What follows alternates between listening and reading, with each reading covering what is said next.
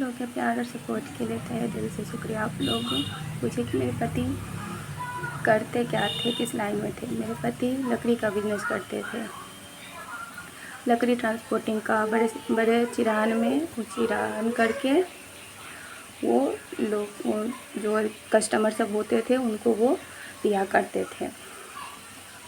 Recently एक नए customer से उनकी जान पहचान हुई थी जो बहुत वो स्टॉक में लकड़ियाँ उठाया करते थे। अभी 2-3 महीने से उनके साथ उनका कॉन्ट्रैक्ट चल रहा था। उनका नाम मैं जानती हूँ, मैं सबको जानती हूँ, लेकिन मैं उनसे बिना पूछे मैं उनका नाम या कुछ भी मैं इसमें मेंशन नहीं कर सकती हूँ।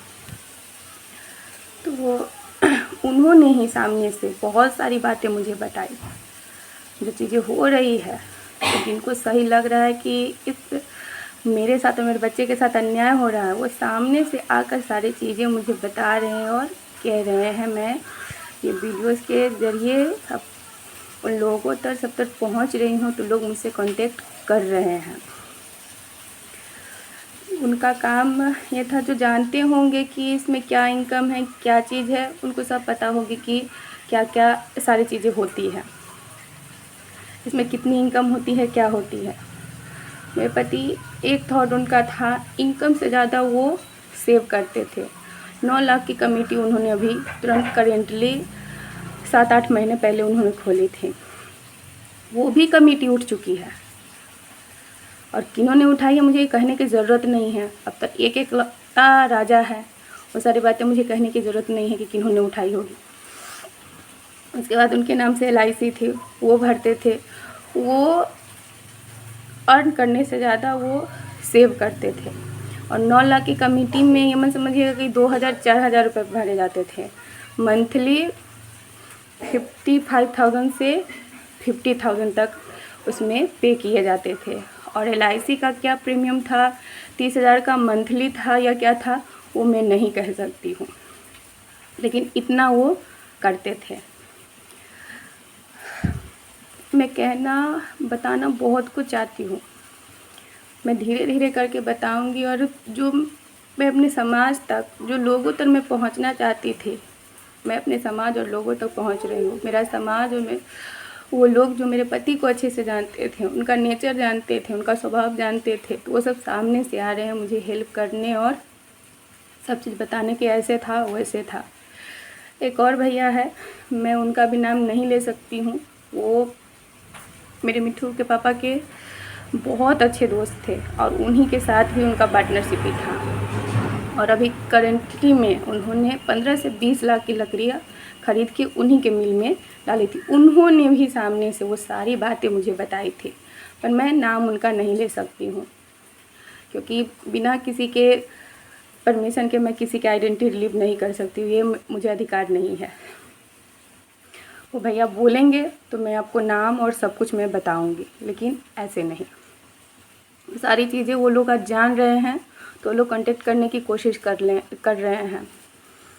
ऐसे ऐसे बहुत सी चीज़ें हैं, और इल्ज़ाम लग रहे हैं किस पे, उसकी पत्नी पे, कि उसकी पत्नी ने सारी चीज़ें करी है। एक पिता का सपना यही होता है कि वो अपने बच्चे को अच्छा से अच्छा फ्यूचर दे। उसके लिए पिछले 2 साल से 21 में हमारे बच्चे का जन्म हुआ, तब से उनके लाइफ का सिर्फ एक ही एम था कि जो सारे प्रॉब्लम, जो सारी चीज़ें पैसे के अभाव में मुझे झेलनी पड़ी, मेरे बच्चे को ना करने पड़े। 2 साल से, 21 से लेकर इस 23 तक, और आगे भी वो सब कुछ करते अपने बच्चे के लिए। वो अपने बच्चे के नाम से शोरूम खोलना चाहते थे फर्नीचर का, उसी के लिए दिन रात मेहनत कर रहे थे। कमिटीज़, ये चीज़ वो चीज़, हर जगह इन्वेस्ट, कहाँ से क्या हो सकता है, हर चीज़ वो कर रहे थे। हमेशा वो कहते थे रितु कि हम बहुत तकलीफ़ देखे हुए हैं,